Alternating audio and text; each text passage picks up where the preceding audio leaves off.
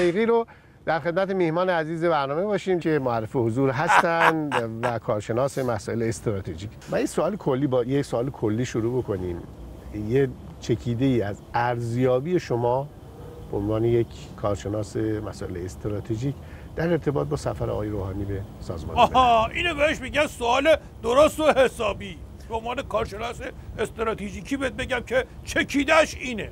با ماچی که حاجی گلپا تو فرودگاه از طرف مقام عظما گذاشت رو پیشونیش شروع شد، با لنگ کفشی که برابچ دوباره تو همون فرودگاه دوباره از طرف مقام عظما فرستادن سمت عمامش، تموم نشد، دوباره شروع شد تو مرحله جدید. شکمشو صابون زده بود برای ملاقات، گوشش از راه دور کشیده شد که از این ناپرهیزی‌ها نکن، اینا نکرد. دوباره اون یکی گوشش کشیده شد که مشنگ تا اونجا نرفتی که پشت تریبون سازمان ملل روزه بخونی، یه زنگی به طرف بزن، اینم زد. بعد افتاد تو همین ماجرا که میبینی داریم هول کامیون میاریم باقالی بار میزنیم. یعنی این شتاب زدگی هم الان دلیل بر علت همین قضیه میشه دیگه. دلیل و علت هر دو یکی هم. تو هم قاطی کردی یا دلیل علت اون بر این بشه.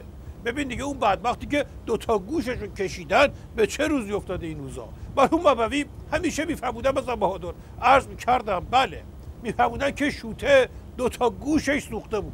گفتن چی شده؟ گفت داشتم اتو میزدم، تلفن زنگ زد، اشتباهی اتو رو گذاشتم رو گوشم. گفتن خب پس چرا اون یکی گوشت هم سوخته؟ گفت آخه تا گوشی رو گذاشتم تلفن دوباره زنگ زد.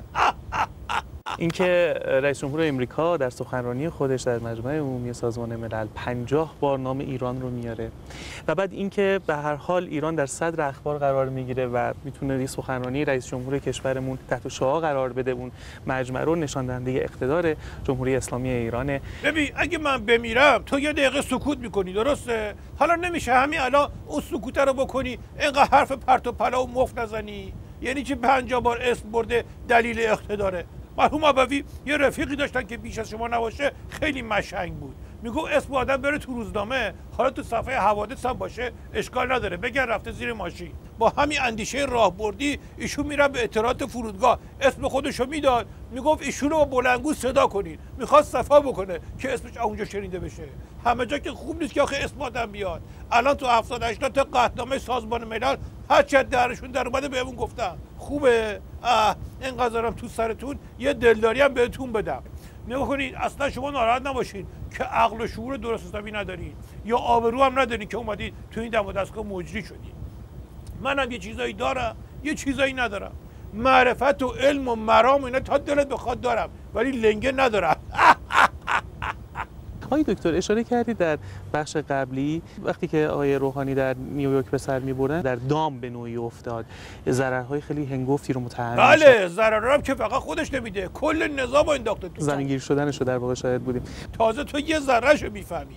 مقام عظما الان تو جمع و جور کردن سپاه و مجلس هم مونده. این که به دنبال رهبری جهان هستن چی؟ اون دیگه از سرشون پریده، فعلا خودشون هم از این هوس‌ها نمی‌کنن. سربسته میگم کسی که دل ببنده به اینکه آجی فری یه کاری براش بکنه زیاد اوضاع استراتژیکیش میزون نیست. مرحوم ابوی همیشه میفرمودن بزن بهادر، عرض می‌کردم بله، میفرمودن که یارو دست کشید روی آفتابه، یهو اتوش یه قول اومد بیرون، گفت سرور من یه آرزو بکن برات برآورده کنم.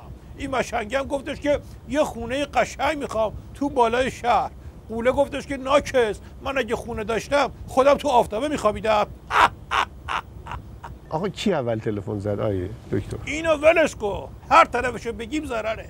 الان دنبال این باش که اگه تو نماز جمعه یه بسیجی احساساتی بشه بدبخت چه شعاری بده. اوضاع آینده نداره. مرحوم ابوی همیشه میفرمودن بزن بهادر، عرض کردم بله، میفرمودن که بعضی کارا مثل آب تو لیوان ترک خورده است، بخوری تموم میشه، نخوری حروم میشه، ولی به هر حال به فردا قد نمیده. سپاسگزارم. تموم شده دیگه. من با آقای دکتر دیگه بله. باید خداحافظی بکنیم. متاسفم از این اتفاق، به جهت که خیلی دوست داشتیم که حالا یه فرصت بعدی یک فرصتی به وجود بیاد. نمیخواد، خداحافظی کنیم بره. خیلی خوشحال شدیم. موفق باشید ان شاءالله. خب همچنان با سلام ایرانی در خدمت شما هستیم، یا ایرانی سلام. رو آب بخندین جفتتون. بذارین تو پایان برنامه یه اعترافی هم بکنم در مورد قضاوتی که راجع به شما دوتا کردم. شما از اون آدمایی هستین که آدم تو برخورد اول ازشون بدش میاد، بعد تا آخرش هم باز ازشون بدش میاد. خودم خداحافظی میکنم. بینندگان عزیز، عزت شما زیاد.